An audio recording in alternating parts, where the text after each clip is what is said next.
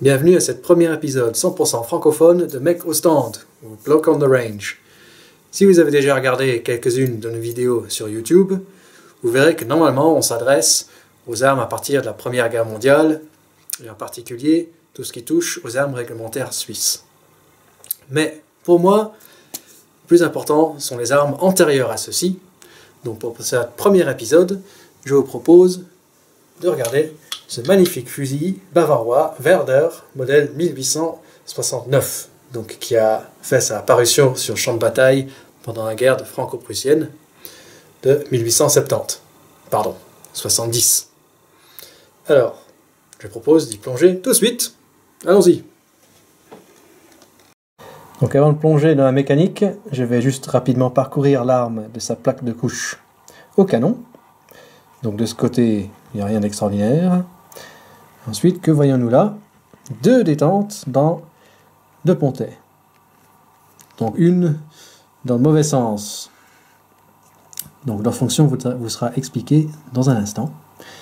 Ensuite, il y a deux cabochons, un de chaque côté, qui sont là, je suppose, pour protéger le bois quand le fusil est posé sur le côté. Ça m'étonnerait que ce soit décoratif. Ensuite, nous avons un levier d'armement qui est placé donc asymétrique sur le côté, ce qui laisse la ligne de visée bien dégagée. On s'aperçoit que le système globalement est à bloc pivotant, donc comme le Peabody, Martini-Henry. Ensuite, si on passe à la hausse, donc assez classique, qui va jusqu'à 1200 Schritt bavarois, donc sans doute différent des autres pas des autres pays. Et ensuite, rien d'extraordinaire, un embouchoir et un tenon de baïonnette qui ressemble très fortement à celui du chasse-peau. Et en parlant du chasse-peau, voici la baïonnette qui elle aussi ressemble comme deux gouttes d'eau. Beaucoup de ces baïonnettes ont été raccourcies suite à la guerre, mais celle-ci, heureusement, est encore dans sa longueur d'origine. Aussi, une indication grâce à cette hausse est que ce fusil est encore dans son calibre d'origine, donc 11 x 50 R. Voici un exemple. Donc il y a un petit épaulement assez court. Heureusement pour les tireurs aujourd'hui, on peut simplement refaire cette cartouche à partir des étuis du 45 70 Government, donc il n'y a aucun problème pour le rechargement. Cette cartouche naturellement est à poudre noire. Donc je dis que c'est encore dans son calibre d'origine, ceci est parce que suite à la guerre franco-prussienne, la Bavière a été on va dire assimilée à l'Empire prussien et tous les fusils qui se trouvaient encore dans les arsenaux ont été transformés au calibre 11 x 60 R Mauser. Donc quand même quelque chose d'un peu plus long. Ceci a causé quelques problèmes au début. Il y a eu deux versions de transformation. Donc il y en a eu un où ils ont simplement rechambré les fusils existants. Ceci a mené à des problèmes d'extraction car l'éjecteur était conçu pour une cartouche plus courte. Et ensuite, il y a eu un deuxième modèle qui a été construit donc neuf dans le calibre Mauser. Les fusils transformés sont donc facilement reconnaissables parce que leur hausse est identique à celle du Mauser 1871. Bon, ceci fait, ceci dit, passons aux choses sérieuses. L'une des choses assez remarquables de ce modèle est justement son démontage, qui est le même que ce soit le fusil, la carabine ou le pistolet. Il faut tout simplement défaire la grosse vis à l'avant du pontet.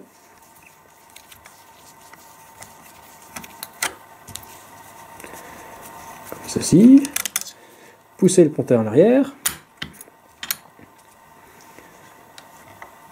appuyez avec le doigt sur le bloc de culasse et tirez vers le haut. Et voici toute l'unité du système qui sort en cassette. Donc, aussi pour le nettoyage, ça donne un accès libre pour nettoyer le canon. Aussi, au contraire de beaucoup de systèmes, en particulier les fusils à verrou, dans cet état, aucun ressort est sollicité.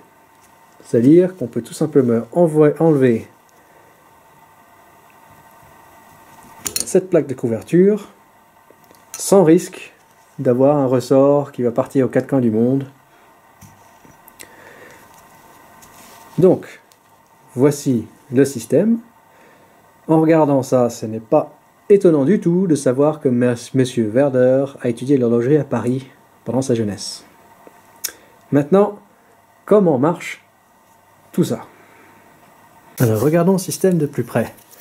Donc, comme je vous ai indiqué, le système ici se trouve au repos. Donc, les ressorts ne sont pas du tout sollicités, ce qui permet un démontage facile. Donc, je peux enlever le ressort oméga qui sollicite le chien, levier d'armement, chien. Il a deux fonctions. Nous avons le ressort en V qui lui est responsable pour le bloc de culasse. Et cette lame qui est bifonctionnelle, qui sollicite à la fois l'éjecteur, extracteur-éjecteur, et la détente principale pour la mise à feu. Les deux détentes sont liées sur un seul axe, donc peuvent être enlevées ensemble. Et ensuite, il reste le bloc et le levier d'armement chien. Donc vous noterez que bien que ce soit compliqué, toutes les pièces sont très épaisses, assez robustes. Donc compliqué ne veut pas nécessairement dire fragile. Tous les axes de support sont courts et sont aussi complètement supportés par les deux parois de la cassette. Donc il ne faut pas se fier aux apparences. Alors quelque chose que je vais déjà identifier pour rendre la compréhension du système un peu plus facile. Il y a à noter donc sur cette pièce, comme j'ai dit, qui fait office de chien et de levier d'armement, il faut noter cette extension ici, qui est une came de verrouillage, et ce bras de support qui supporte ce rouleau. Nous avons ici des encoches d'armement. Ensuite, sur le bloc de culasse, à noter cette extension vers le bas, qui sert au verrouillage du bloc de culasse, et cette surface de came dessous. Au milieu de ce bloc se trouve le percuteur qui est sollicité en arrière par un ressort, c'est-à-dire que sa position neutre est retirée. Donc quand le chien va frapper, ça va faire sortir le point du percuteur. Cette fonction permet au chien d'avoir une fonction rebondissante, donc qui est assez extraordinaire pour l'époque.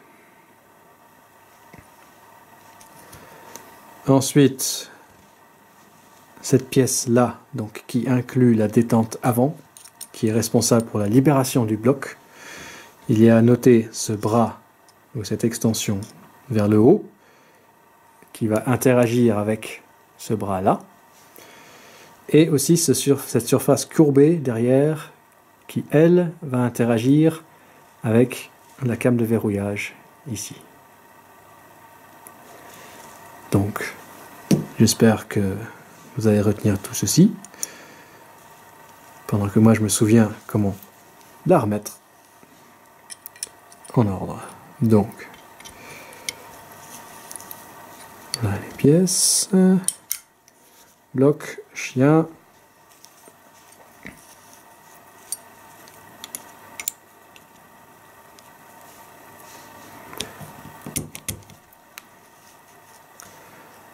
Voilà, le ressort devant.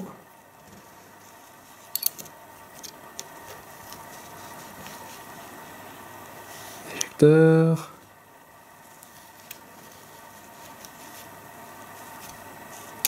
Et pour finir, les ressorts. Donc voici le système reconstitué. Alors j'espère que vous vous souvenez de tous les points que je vous ai indiqués. Alors il va se passer le suivant. Lors de l'armement, donc tirer en arrière sur la grosse pièce là au milieu, celle-ci va pivoter sur son axe et comprimer les ressorts oméga. Ce mouvement de pivotement va faire monter cette came de verrouillage et la pousser pour qu'elle vienne en contact ici sur ce bec qui va faire pivoter la détente avant sur son axe en avant. Donc le bras d'extension ici va venir vers la gauche. Le pivotement encore de cette pièce va soulever le rouleau pour qu'il vienne appuyer sur cette surface de came courbée pour soulever l'avant du bloc de culasse, le faire pivoter sur son axe, ce qui va ensuite comprimer le ressort en V ici.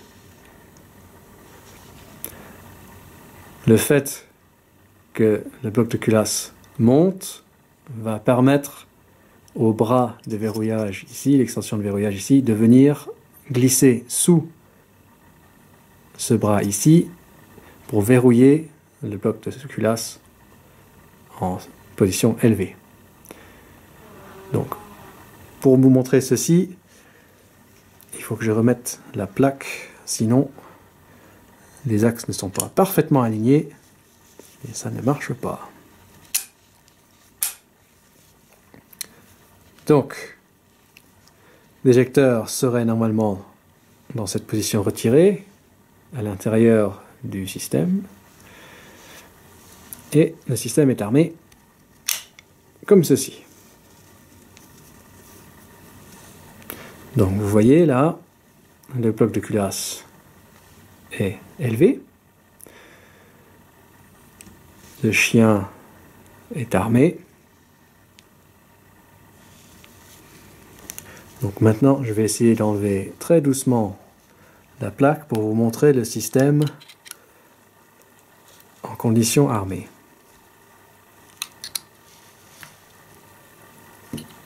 Normalement c'est possible. Il faut juste être un peu délicat.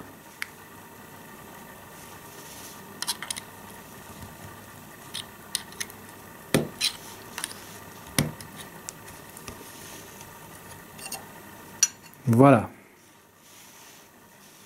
Donc comme j'ai dit, vous voyez, le rouleau a fait son travail.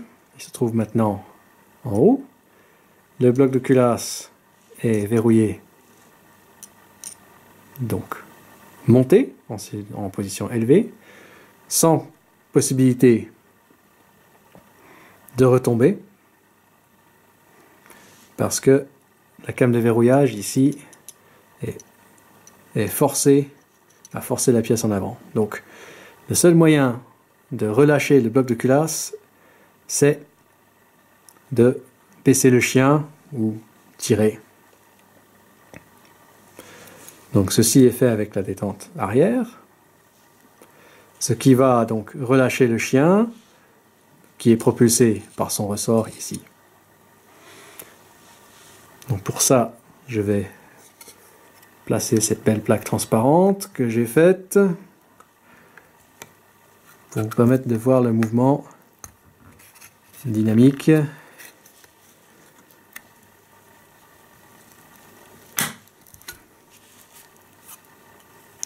Voilà, tout est à sa place.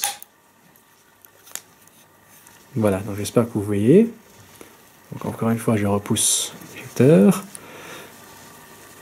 Donc en position de tir, le chien est lâché.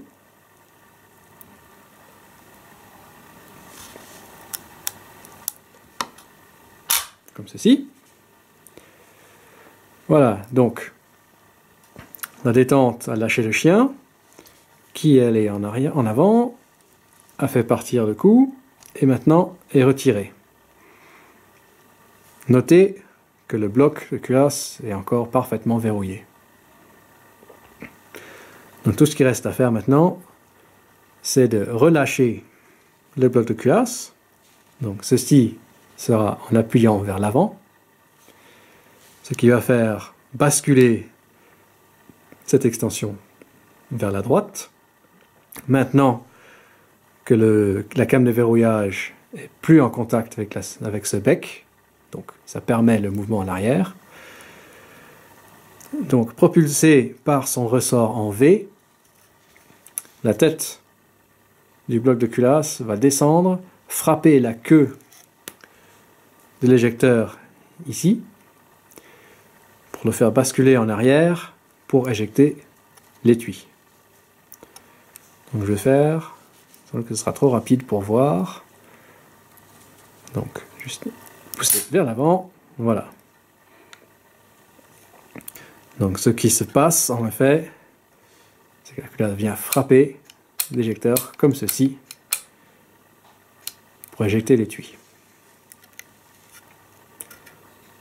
Donc j'espère que ceci a éclairci un peu le fonctionnement du bloc de culasse. Comme j'ai dit, je trouve ce système assez fascinant et c'est plus ou moins le summum du système de bloc tombant. Car ensuite, surtout dans le monde d'armes réglementaires, ce système fut plus ou moins abandonné avec la venue des systèmes à verrou.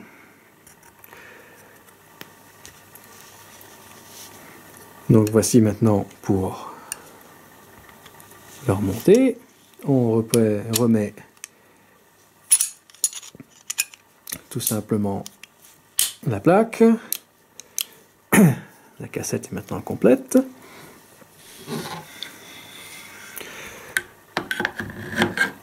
On glisse ce système à nouveau en avant. Donc pour ceci, il faut, comme lors de son extraction, appuyer sur le bloc de culasse, ce qui ramène en arrière l'extracteur. On relâche le système. On remet le pontet. On pousse vers l'avant. On remet la grosse vis.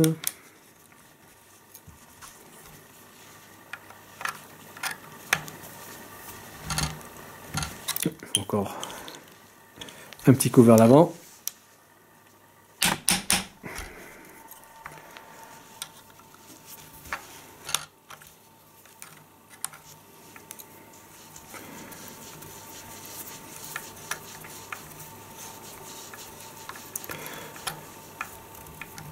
Voilà, vous noterez que ces Bavarois ont pensé à tout, car si le système est encrassé, on peut toujours mettre un tournevis dans les deux encoches de chaque côté pour sortir la cassette si celle-ci est un peu encrassée et collée dans le système. Donc tout ça c'est bien joli, mais est-ce que ça marche? Ben, allons-y. Voici un étui, hein, comme ça je ne risque pas d'en mettre un dans le mur. Alors, le soldat prenait sa cartouche, sa cartouchière, chargé, armé, on joue, tire, éjection. Et rebolote. Donc c'est pas étonnant que cette arme avait le surnom de Blitzgewehr, donc fusil éclair. Pour l'époque, c'était rapide.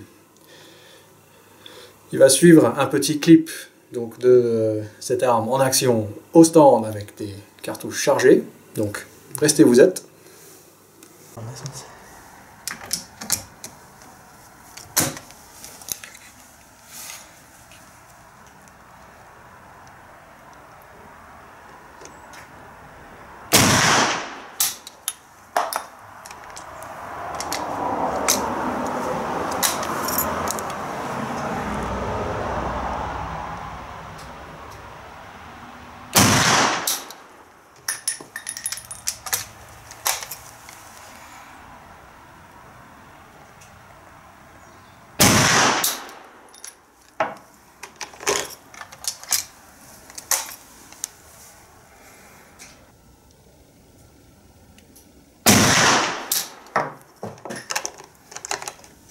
Salut.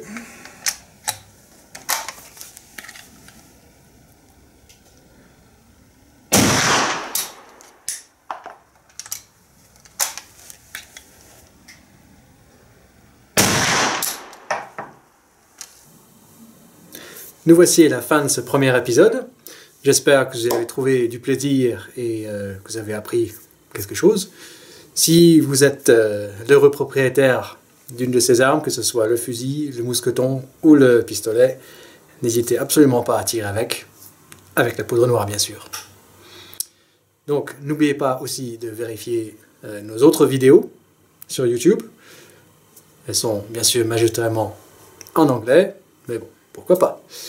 Nous essayons d'en sortir normalement une par semaine, parfois deux, ça dépend de la longueur. Nous avons aussi notre page Facebook, où vous êtes aussi le bienvenu.